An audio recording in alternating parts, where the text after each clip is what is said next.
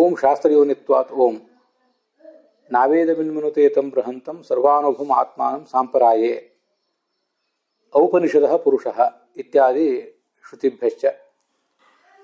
ಇಂಥ ಜಗತ್ತಿಗೆ ಕರ್ತೃವಾದಂಥ ಬ್ರಹ್ಮನನ್ನು ನಾವು ಯಾವ ಪ್ರಮಾಣದಿಂದ ತಿಳಿಯಬೇಕು ಅಂತೀಗೊಂದು ಪ್ರಶ್ನೆ ಬರ್ತದೆ. ಹಾಗೆ ಪ್ರಶ್ನೆ ಬಂದಾಗ ಅದಕ್ಕೆ ಶಾಸ್ತ್ರ ಯೋನಿತ್ವಾತ್, ಯೋನಿ ಅಂದರೆ ನಮಗೆ ತಿಳಿಯಲಿಕ್ಕೆ ಕಾರಣ ಅಂತ ಅರ್ಥ. ಯೋನಿ ಅಂತನ್ನೋದಕ್ಕೆ ಏನೇನು ಅರ್ಥಗಳು ಅಂತ ಅನ್ನೋದನ್ನು ಮುಂದೆ ಹೇಳ್ತೇನೆ. ಮತ್ತು ಆ ಶಬ್ದನೇ ಯಾಕೆ ಪ್ರಯೋಗ ಮಾಡಿದ್ದಾರೆ ಅದನ್ನು ಕೂಡ ನಾವು ಗಮನಿಸಬೇಕು. ತುಂಬ ಚೆನ್ನಾಗಿದೆ ಅದು, ಅದನ್ನು ಕೂಡ ಮುಂದೆ ಹೇಳುವ ಪ್ರಯತ್ನ ಮಾಡ್ತೇನೆ.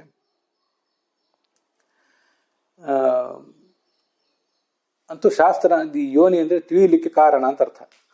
ಶಾಸ್ತ್ರಂ ಯೋನಿ ಯಶ ಸಹ ಶಾಸ್ತ್ರ ಯೋನಿ ಅಂತ ಹೀಗೆ ಅದರ ತಾತ್ಪರ್ಯ ಆಗ್ತದೆ. ಯಸ್ಯ ಯಾವ ಭಗವಂತನಿಗೆ ಶಾಸ್ತ್ರಂ ಶಾಸ್ತ್ರವೇ ಯೋನಿ ಯೋನಿಯಾಗಿದೆಯೋ ಅವನು ಶಾಸ್ತ್ರ ಯೋನಿ, ಶಾಸ್ತ್ರ ಯೋನಿ ಭಾವ ಶಾಸ್ತ್ರ ಯೋನಿತ್ವಂ ಅಂತ ಹೀಗೆ ಅದರ ಅರ್ಥ. ಅದನ್ನ ತೈತ್ತರೀಯ ಬ್ರಾಹ್ಮಣ, ತೈತ್ತರೀಯ ಅಂದರೆ ಯಜುರ್ವೇದ ಸಂಹಿತ ಅಂತ ಅರ್ಥ. ಅದು ಕೃಷ್ಣ ಯಜುರ್ವೇದ ಸಂಹಿತ. ಅದರಲ್ಲಿ ಸಂಹಿತ, ಆರಣ್ಯಕ, ಬ್ರಾಹ್ಮಣ, ಉಪನಿಷತ್ತು ಅಂತ 4 ಭಾಗ ಇರ್ತವೆ ಪ್ರತಿಯೊಂದಕ್ಕೂ ಕೂಡ, ನಮಗಿದು ಗೊತ್ತಿದ್ದೇ ಇದೆ. ಅಲ್ಲಿ ತೈತ್ತರೀಯ ಬ್ರಾಹ್ಮಣದಲ್ಲಿ ಹೀಗೆ ಮಾತಿದೆ, ಸಾಂಪರಾಯೇ, ಸಂಪರಾಯ ಅಂದರೂ ಸಾಂಪರಾಯ ಅಂದರೂ ಒಂದೇ, ಮೋಕ್ಷ ಸಪ್ತಮಿ ವಿಭಕ್ತಿ ಅದು. ಆ ಮೋಕ್ಷಕ್ಕಾಗಿ ನಾವು ಭಗವಂತನನ್ನೇ ತಿಳ್ಕೊಳ್ಬೇಕು, ನಾವು ವೇದವನ್ನೇ ಮೊರೆ ಹೋಗಬೇಕು ಅಂತ ಅದರ ತಾತ್ಪರ್ಯ. ಅವನು ಬೃಹಂತಂ ಗುಣಪೂರ್ಣನಾದವನು, ಸರ್ವಾನುಭಂ ತಾನು ಸ್ವಯಂ ಸರ್ವಜ್ಞನಾದವನು, ಅಂಥ ಆತ್ಮಾನಂ ಭಗವಂತನನ್ನ ಅವೇದವಿತ್ ವೇದವನ್ನು ಅರಿಯದವನು ತಿಳಿಯುವುದು ಸಾಧ್ಯ ಇಲ್ಲ ಅಂತ ಅದರ ತಾತ್ಪರ್ಯ. ಔಪನಿಷದಃ ಪುರುಷಃ, ಪುರುಷಃ ಅಂದರೆ ಪೂರ್ಣ ಗುಣನಾದಂಥ ಈ ಭಗವಂತ ಅವನು ಔಪನಿಷದಃ ಉಪನಿಷತ್ತುಗಳಿಂದ ಮಾತ್ರ ಗಮ್ಯ. ಇಲ್ಲಿ ವೇದ ಮತ್ತು ಉಪನಿಷತ್ತು ಅಂತ 2 ಶಬ್ದ ಇದೆಯಲ್ಲ, ಅದು ನಿರ್ದಿಷ್ಟವಾಗಿ ಉಪನಿಷತ್ತು ಅಂದರೆ 10 ಉಪನಿಷತ್ತುಗಳು ಅಥವಾ ಕೆಲವು 10ಕ್ಕಿಂತ ಹೆಚ್ಚಿಗೆ ಇರುವಂಥ ಉಪನಿಷತ್ತುಗಳು ಅಂತಲೇ ಅರ್ಥ ಅಲ್ಲ. ಉಪನಿಷತ್ತು ವೇದ ಇವೆರಡೂ ಶಬ್ದಗಳಿಗೂ ಕೂಡ ಇಲ್ಲಿ ಸಕಲ ಶಾಸ್ತ್ರಗಳು ಅಂತಲೇ ಅರ್ಥ. ಉಪನಿಷತ್ ಅಂದರೆ ರಹಸ್ಯವಾದಂಥ ವಿದ್ಯಾ ಅಂತ ಅರ್ಥ, ಅಥವಾ ಭಗವಂತನ ಸಮೀಪಕ್ಕೆ ಅಥವಾ ಎತ್ತರಕ್ಕೆ ನಮ್ಮನ್ನು ತೆಗೆದುಕೊಂಡು ಹೋಗಿ ಕೂಡಿಸುವಂಥ ವಿದ್ಯಾ ಅಂತ ಅರ್ಥ. ವೇದ ಅಂದ್ರೂ ಯಾವುದು ನಮ್ಮನ್ನು ಯಾವುದರಿಂದ ನಮಗೆ ಭಗವಂತ ತಿಳಿತಾನೋ ಅದೇ ವೇದ. ಆದ್ದರಿಂದ ಇಲ್ಲಿ ವೇದ ಎಂಬ ಶಬ್ದದಿಂದ ಮತ್ತು ಉಪನಿಷತ್ತು ಎಂಬ ಶಬ್ದದಿಂದ ತಿಳಿಯಬೇಕಾದ ಸಕಲ ಶಾಸ್ತ್ರಗಳು ಅಂತಲೇ ಅರ್ಥ. ಅದು ಮುಂದೆ ಒಂದು ಕಡೆ ಬರೋದಿದೆ, ಬ್ರಹ್ಮಸೂತ್ರ ಭಾಷ್ಯದಲ್ಲಿ 3ನೇ ಅಧ್ಯಾಯದಲ್ಲಿ ಬರ್ತದೆ ಅಂತ ನೆನಪು. ಸರ್ವಾನ್ ವೇದಾನ್ ಸೇತಿಹಾಸಾನ್ ಸಪುರಾಣಾನ್ ಸಂಯುಕ್ತಿಕಾನ್ ಸಪಂಚರಾತ್ರಾನ್ ವಿಜ್ಞೇಯ ವಿಷ್ಣುಜ್ಞೇಯೋ ನಚಾನ್ಯಥ ಅಂತ. ಇದನ್ನು ಮೇಲಿನ ಮೇಲೆ ನಾನು ಅನುಸಂಧಾನ ತಂದುಕೋತಾ ಇರ್ತೇನೆ. ಸರ್ವಾನ್ ವೇದಾನ್, ಎಲ್ಲ ವೇದಗಳನ್ನು ತಿಳಿಯಬೇಕು. ಇಲ್ಲಿ ವೇದ ಅಂದರೆ ಋಗ್ವೇದ, ಯಜುರ್ವೇದ, ಸಾಮವೇದ, ಅಥರ್ವವೇದ ಅಂತ ಅರ್ಥ. ಅದರ ಸಂಹಿತ, ಬ್ರಾಹ್ಮಣ, ಆರಣ್ಯಕ ಎಲ್ಲವೂ ಅದರ ಅರ್ಥ ಆಗ್ತದೆ. ಸ ಇತಿಹಾಸಾನ್, ಇತಿಹಾಸ ಅಂದರೆ ಮಹಾಭಾರತ ಮತ್ತು ಪಂಚರಾತ್ರ. ಸಪುರಾಣಾನ್, ಭಾಗವತ ಮೊದಲಾದ 18 ಪುರಾಣಗಳು. ಯುಕ್ತಿಕಾನ್, ಅದಕ್ಕೆ ಯುಕ್ತಿ ಅನುಸಂಧಾನ ಮಾಡಬೇಕು, ಮನನ ಮಾಡ್ಕೊಳ್ಬೇಕು. ಬ್ರಹ್ಮಸೂತ್ರ ಇತ್ಯಾದಿ ಗ್ರಂಥಗಳನ್ನು ಅದಕ್ಕೆ ಅನ್ವಯಿಸಿಕೊಂಡು ಅದರಲ್ಲಿ ಯುಕ್ತಾಯುಕ್ತತೆಯನ್ನು ವಿಚಾರ ಮಾಡಬೇಕು ಅಂತ ಅರ್ಥ. ಸಪುರಾಣಾನ್ ಸಯುಕ್ತಿಕಾನ್, ಸರ್ವಾನ್ ವೇದಾನ್ ಸೇತಿಹಾಸಾನ್ ಸಪುರಾಣಾನ್ ಸಯುಕ್ತಿಕಾನ್ ಸಪಂಚರಾತ್ರಾನ್ ವಿಜ್ಞೇಯ, ಪಂಚರಾತ್ರವನ್ನು ಅಧ್ಯಯನ ಮಾಡಬೇಕು ಅಂತ ಬಂದಿದೆ. ಅದರಿಂದ ಅಲ್ಲಿ ಮೇಲೆ ಇತಿಹಾಸ ಅಂತ ಶಬ್ದ ಬಂದರೆ ಅದಕ್ಕೆ ಕೇವಲ ಮಹಾಭಾರತ ಅಂತ ಅರ್ಥ ಮಾಡಬೇಕು. ಭಾರತಂ ಪಂಚರಾತ್ರಂ ಚ ಮೂಲ ರಾಮಾಯಣಂ ತಥಾ ಇತಿಹಾಸ ಇತಿ ಪ್ರೋಕ್ತಂ ಅಂತ ಆಚಾರ್ಯ ಒಂದು ಕಡೆ ಅಥರ್ವಣ ಭಾಷ್ಯದಲ್ಲಿ ಹೇಳ್ತಾರೆ. ಇತಿಹಾಸ ಅಂದರೆ ಮಹಾಭಾರತ, ಪಂಚರಾತ್ರ ಮತ್ತು ಮೂಲ ರಾಮಾಯಣ. ಮತ್ತು ಪುರಾಣ ಅಂದರೆ ಬ್ರಹ್ಮ, ಭಾಗವತ ಮೊದಲಾದವೆಲ್ಲವೂ 18 ಪುರಾಣಗಳು. ಆದ್ದರಿಂದ ಮೇಲೆ ಸರ್ವಾನ್ ವೇದಾನ್ ಸೇತಿಹಾಸಾನ್ ಅಂದರೆ ಮಹಾಭಾರತ ಮತ್ತು ಮೂಲ ರಾಮಾಯಣ ಅಂತ ಇಟ್ಕೊಳ್ಳೋಣ. ಕೆಳಗೆ ಪಂಚರಾತ್ರ ಅಂತ ಪ್ರತ್ಯೇಕವಾಗಿ ಬಂದಿದೆ. ಅದರಿಂದ ಇದೆಲ್ಲವನ್ನು ತಿಳ್ಕೊಳ್ಬೇಕು ಅಂತ. ಇನ್ನೊಂದು ಶ್ಲೋಕ ಅಲ್ಲೇ ಬ್ರಹ್ಮಸೂತ್ರ ಭಾಷ್ಯದಲ್ಲಿ ಬಂದಿದೆ.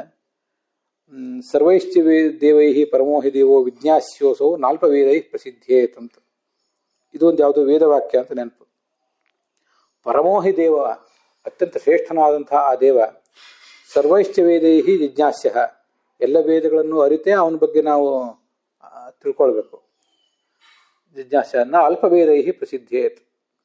ಈ ಯಾವುದೇ ಒಂದು 2-4 ಬೆರಳೆಣಿಕೆಯಷ್ಟು ಶಾಸ್ತ್ರಗಳ ಮೂಲಕ ಅವನ ಜ್ಞಾನ ನಮಗೆ ಸರಿಯಾಗಿ ಬರೋದಿಲ್ಲ. ಅಲ್ಪವೇದೈ, ಅಲ್ಪಾಶ್ಚತೆ ವೇದಾಶ್ಚ ಅಲ್ಪವೇದಾ, ಕೆಲವೇ ಶಾಸ್ತ್ರಗಳು ಅಂತ ಅರ್ಥ. ಆಮೇಲೆ ಅದಕ್ಕೆ ನಾನು ಮತ್ತೊಂದು ಅರ್ಥ ಮಾಡ್ಕೊಂಡಿದ್ದೀನಿ, ಅಲ್ಪಾಹ ವೇದಾಹ ಯಶಾಂತೆ, ಯಾರು ಕೇವಲ ಬೆರಳೆಣಿಕೆಯಷ್ಟು ಶಾಸ್ತ್ರಗಳನ್ನು ಓದಿದ್ದಾರೋ ಅಂಥವರಿಗೆ, ಅಂಥ ವ್ಯಕ್ತಿಗಳಿಂದಲೂ ಅಂಥ ಶಾಸ್ತ್ರಗಳಿಂದಲೂ ಭಗವಂತ ನಮಗೆ ತಿಳಿದು ಬರೋದಿಲ್ಲ. ಎಷ್ಟು ಸಾಧ್ಯವೋ ಅದೆಲ್ಲವನ್ನು ಕೂಡ ಅಧ್ಯಯನ ಮಾಡಬೇಕು ಅಂತ ಅದರ ತಾತ್ಪರ್ಯ. ಯಥಾಶಕ್ತಿ ಅಖಿಲಾನ್ ವೇದಾನ್ ವಿಜ್ಞಾಯ ಉಪಾಸನ ಭವೇತ್. ಮನುಷ್ಯನಿಗೆ ಶಕ್ತಿ ಇರುವಷ್ಟು ಎಲ್ಲ ಶಾಸ್ತ್ರಗಳನ್ನು ಅಧ್ಯಯನ ಮಾಡಿ ಆ ಮೂಲಕ ಅವನು ತಿಳ್ಕೊಳ್ಳುವಂಥ ಪ್ರಯತ್ನವನ್ನೇ ಮಾಡಬೇಕು. ಇಲ್ಲದೆ ಹೋದರೆ ಅವನು ತಿಳಿಯೋದಿಲ್ಲ ಅಂತ ಹೀಗೆ ಅದರ ತಾತ್ಪರ್ಯ ಇದೆ.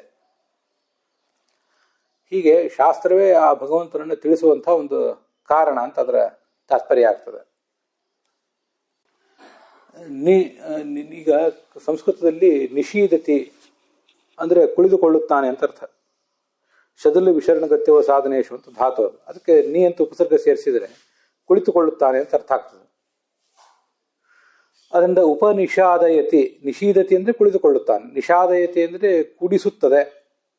ಎಲ್ಲಿ ಕೂಡಿಸುತ್ತದೆ ಅಂದರೆ ಎತ್ತರಕ್ಕೆ ಕೂಡಿಸುತ್ತದೆ ಅಥವಾ ಸಮೀಪದಲ್ಲಿ ಕೂಡಿಸುತ್ತದೆ. ನಾವು ಕೆಳಗಿದ್ದೇವೆ, ಭಗವಂತ ಮೇಲಿದ್ದಾನೆ. ಭಗವಂತ ಮೇಲೂ ಇದ್ದಾನೆ, ಕೆಳಗೂ ಇದ್ದಾನೆ. ಅಂತೂ ಎತ್ತರ ಅಂದರೆ ಅಧ್ಯಾತ್ಮದ ಅಭಿವೃದ್ಧಿ ಅಂತ ಅರ್ಥ.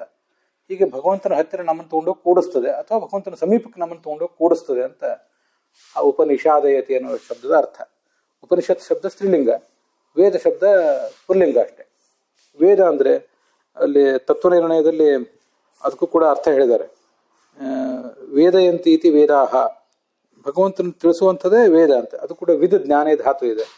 ಆ ವಿಧ ಜ್ಞಾನೇ ಧಾತುವಿನ ಮೂಲಕ ಯಾವುದು ಭಗವಂತನನ್ನು ತಿಳಿಸ್ತದೋ ಅದೇ ವೇದ ಅಂತಲೇ ಹೀಗೆ ಅರ್ಥ ಇದೆ. ಮತ್ತಲ್ಲಿ ಇನ್ನೊಂದು ಅರ್ಥನೂ ಹೇಳಿದ್ದಾರೆ. ಈ ವೇದ ಎಂಬ ಶಬ್ದದಿಂದ ಸಕಲ ಶಾಸ್ತ್ರಗಳು ಅಂತ ನಾವು ಅರ್ಥ ಇಟ್ಕೊಂಡಾಗ ಅದು ಭಗವಂತನ ತಿಳಿಸ್ತದೆ ಅಂತ ಅರ್ಥ, ಭಗವಂತನ ತಿಳಿವಿಗೆ ಸಾಧನ ಅಂತ ಅರ್ಥ. ಇನ್ನು ವೇದ ಅಂದರೆ ಋಗಾದಿ 4 ವೇದಗಳು ಅಪೌರುಷೇಯವಾದ ವೇದಗಳು ಮಾತ್ರ, ಅನಾದಿನಿತ್ಯವಾದ 4 ವೇದಗಳನ್ನು ಮಾತ್ರ ಈ ವೇದ ಶಬ್ದದಿಂದ ತಗೊಳ್ಳುವಾಗ ಅಲ್ಲಿ ವೇದಾಸ್ತೆ ನಿತ್ಯ ಭಿನ್ನತ್ವ, ಯಾವತ್ತೂ ಕೂಡ ಇರುವುದು ಅಂತ ಅರ್ಥ. ಇನ್ನೊಂದು ಅರ್ಥ ವೇದ ಧಾತುವಿಗೆ ಅಸ್ಥಿ ಅಂತನೂ ಒಂದು ಅರ್ಥ, ತಿಳಿಯುವುದು ಅಂತನೂ ಇನ್ನೊಂದು ಅರ್ಥ. ಅದರಿಂದ ನಿತ್ಯ ಭಿನ್ನ ಅಂದರೆ ಅನಾದಿ ಕಾಲದಿಂದಲೂ ಅನಂತ ಕಾಲದವರೆಗೂ ಒಂದೇ ರೀತಿಯಾಗಿ ಇರುವ ಅಪೌರುಷೇಯವಾದ ಶಾಸ್ತ್ರವನ್ನ ವೇದ ಅಂತ ಹೇಳ್ತಾರೆ. ಅದು ಋಗಾದಿ ವೇದಗಳಿಗೆ ಸಂಬಂಧಪಟ್ಟ ನಿಷ್ಪತ್ತಿ. ಅದು ಬಿಟ್ಟರೆ ಬೇರೆ ಎಲ್ಲದಕ್ಕೂ ಸಂಬಂಧಪಟ್ಟಂತೆ ವೇದ ಅಂದರೆ ಈ ಸಕಲ ಶಾಸ್ತ್ರಗಳು ಅಂತಲೇ ಅರ್ಥ ಇಟ್ಕೊಂಡಾಗ ಅಲ್ಲಿ ವೇದಯಂತಿ ಇತಿ ವೇದಾಹ, ತಸ್ಮಾದಾಹುರು ವೇದ ಇತಿ ಅಂತ ಹೀಗೊಂದು ಪ್ರಯೋಗನೇ ಇದೆ. ಸರ್ವಮೂಲದಲ್ಲಿ ಹಾಗೊಂದು ಪ್ರಯೋಗ ಇದೆ.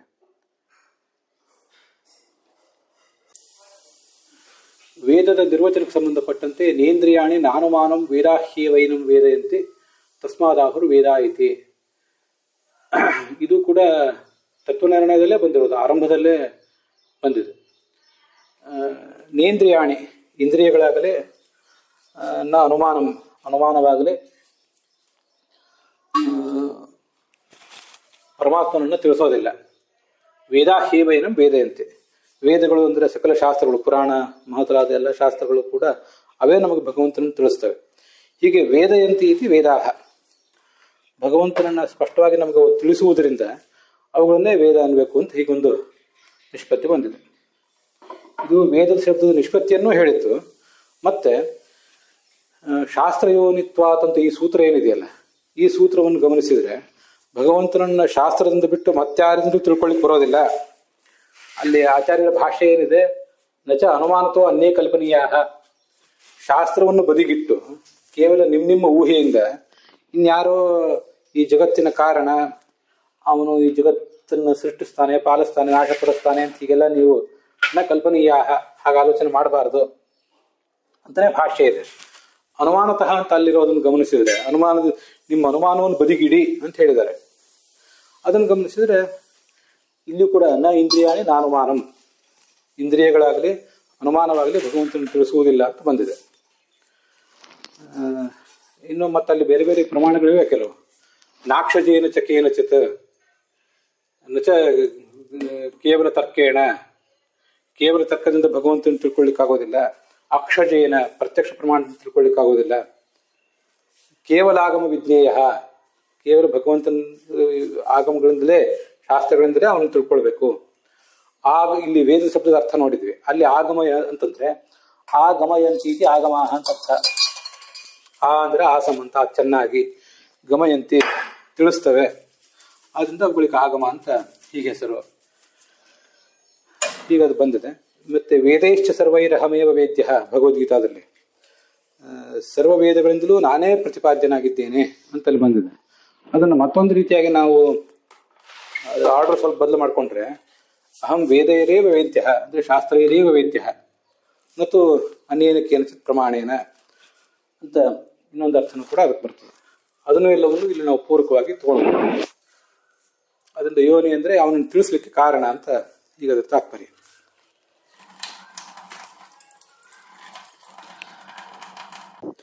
ಈ ಭಾಗ ಇಲ್ಲಿಗೆ ಸಮಾಪ್ತ ಆಗಿದೆ.